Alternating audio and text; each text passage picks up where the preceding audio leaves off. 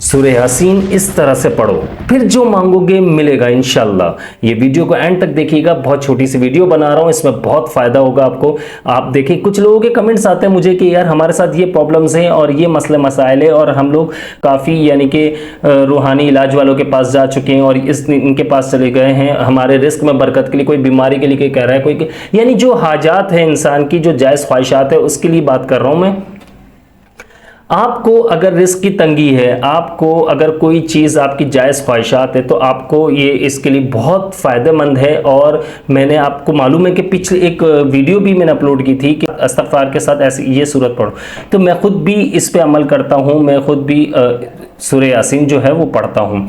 अब बात ये आती है, लोग जो हैं सूरह यासीन पढ़ते हैं, लेकिन कुछ लोग सुबह में पढ़ते हैं, रिस्क में बरकत के लिए पढ़ते हैं, कुछ लोग यानी कि मोबाइल में एक प्ले कर देते हैं, उसे मोबाइल में लगा देते हैं और वो सुनते हैं।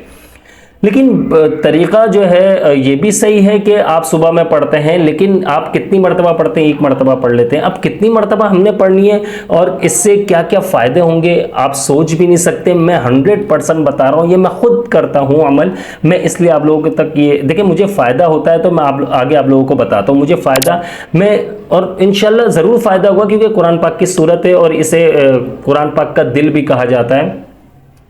और इसमें जो है ना, आप शुरू की 2 आयत भी पढ़ेंगे तो बिल्कुल आप समझ जाएंगे तर्जुमे के साथ जो है, बिस्मिल्लाहिर्रहमानिर्रहीम, यासीन वल कुरआनिल हकीम, यासीन कसम है कुरान की जो हिकमत से भरा हुआ है। आप इस बात को समझ लें कि इसमें फ़ायदा ही फ़ायदा है, इसमें आपको कोई नुकसान नहीं है, इसमें आपको इतने बेनिफिट्स है कि आप सोच भी नहीं सकते इसके क्या क्या फ़ायदे हासिल हो सकते हैं।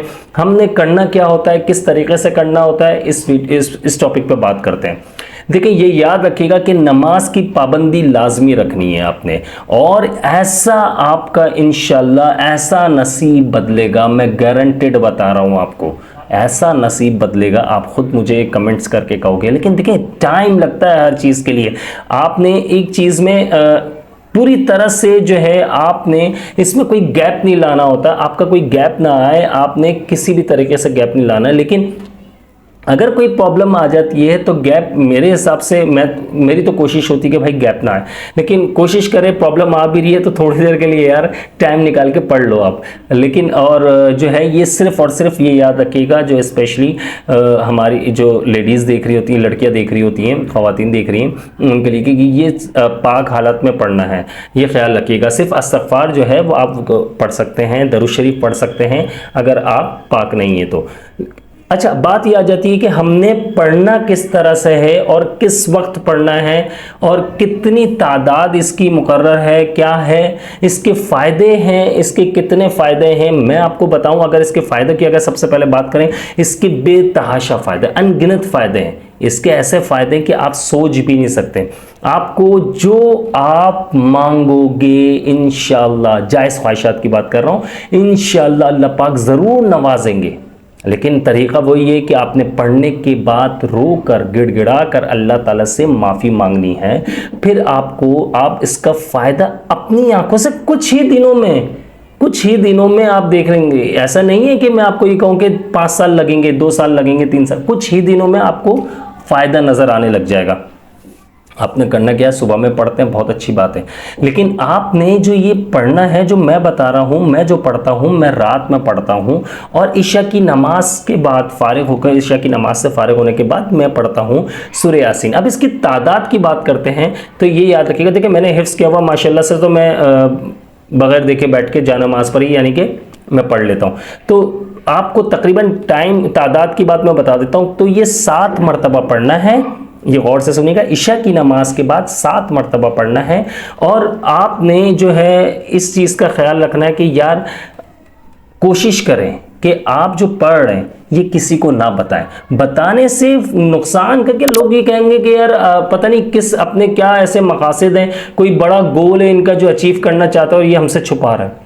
आप ना बताएं किसी को, अपनी चीज़ों पर खुद ही नज़र लगवाते हैं, फिर खुद ही बीमार भी हो जाते हैं और दूसरी परेशानियों में भी आ जाते हैं। तो इन चीज़ों से बचो यार, आप किसी को कुछ भी ना बताएं कि मैं क्या कर रहा हूँ। कोई पूछ भी ले, भाई अल्लाह का जिक्र कर रहे हैं, सही है, आप कुरान शरीफ पढ़ रहे हैं, मैं कुरान शरीफ पढ़ रहा हूँ, या जो भी है आप ये बता सकते हैं। आप ये किसी को बताया ना करें। बस आपने ये ख्याल रखना है कि 7 मरतबा इशा की नमाज के बाद आपने 7 मरतबा पढ़ना है, और इसके बाद अल्लाह ताला से रो रो कर गिड़गिड़ा कर दुआ मांगनी है।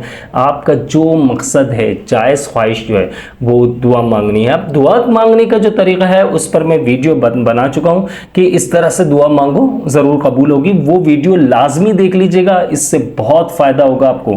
मैंने ये वीडियो बनाई है और रिसेंटली मैंने अपलोड की है कि हम दुआ मांगते हैं तो दुआ किस तरीके से मांगी जाए। इस तरीके से दुआ मांगोगे तो कबूल होगी।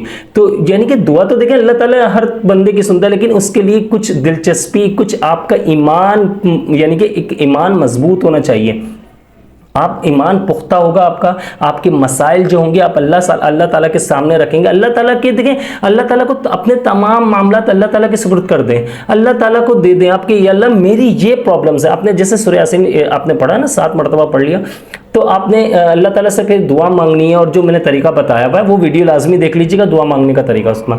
तो वो आप फिर इसके बाद आप अल्लाह ताला से जब ये कहेंगे कि अल्लाह ताला से बातें करें, अल्लाह ताला से अपने दिल का हाल बताएं, अल्लाह ताला को अपने दिल की जो प्रॉब्लम्स हैं, अपनी ज़िंदगी में जो प्रॉब्लम्स, जो आपकी जितनी भी प्रॉब्लम्स आप फेस कर रहे हैं, अल्लाह ताला से बात कर रहे हैं, अल्लाह ताला को बताएं आप। और आप ये देखें, सबसे बढ़कर आपको दिल का सुकून हासिल होगा उससे ये होता है कि देखिए, जब हम अल्लाह ताला से बातें करते हैं, अल्लाह ताला से अपनी परेशानी अल्लाह ताला को बताते हैं, तो हमें एक सुकून सा मिल जाता है। हमें ऐसा लगता है यार बस अब ये जो परेशानी है कुछ दिनों की है और फ़ौरन से इंशाअल्लाह इसके बाद अल्लाह के हुक्म से टल जाएगी, अल्लाह ताला के फजलो करम से।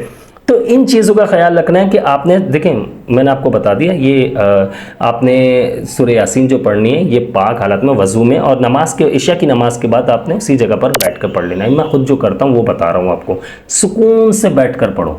आपने जल्दबाजी नहीं करनी। आपको तकरीबन, मुझे लगते हैं तकरीबन 35 मिनट, ठीक है, मैं अपना बता रहा हूँ, मैंने अगर हिफ्ज़ किया हुआ है मैं उस हिसाब से बता रहा हूँ। आपको मुश्किल से अगर आपने हिफ्ज़ नहीं किया हुआ, नाज़रा पढ़े हुए, तो आप मेरे हिसाब से 45 मिनट में पढ़ लेंगे, या जिनकी स्पीड अच्छी है वो 35 मिनट में, 30 मिनट में पढ़ लेंगे। लेकिन उससे ये होगा कि आपको ये पढ़ने के बाद जो है 7 मरतबा डेली नागा नहीं करना, कोई इसमें छुट्टी नहीं होनी चाहिए। और इसके बाद आप फ़ायदे देखिएगा, आप अपनी आंखों से अपना नसीब बदलता हुआ देखोगे, गारंटेड बता रहा हूँ यार मैं। इस वीडियो को यहीं पर एंड करते हैं। मैं हूँ आप सबका भाई अब्दुल्ला बिन हमीद। अपनी ख़ास दुआओं में याद रखिएगा, और वीडियो को लाजमी शेयर कर दीजिएगा यार, शेयर कर दिया करो। और जो मेरे रेगुलर व्यूअर्स हैं वो आप लोग तो कम से कम यार शेयर कर दिया करें, ताकि दूसरे लोगों को भी इसका फ़ायदा मिले और मुझे भी सवाब मिले और आप लोगों को भी इसका सवाब मिले। अस्सलामु अलैकुम व रहमतुल्लाह।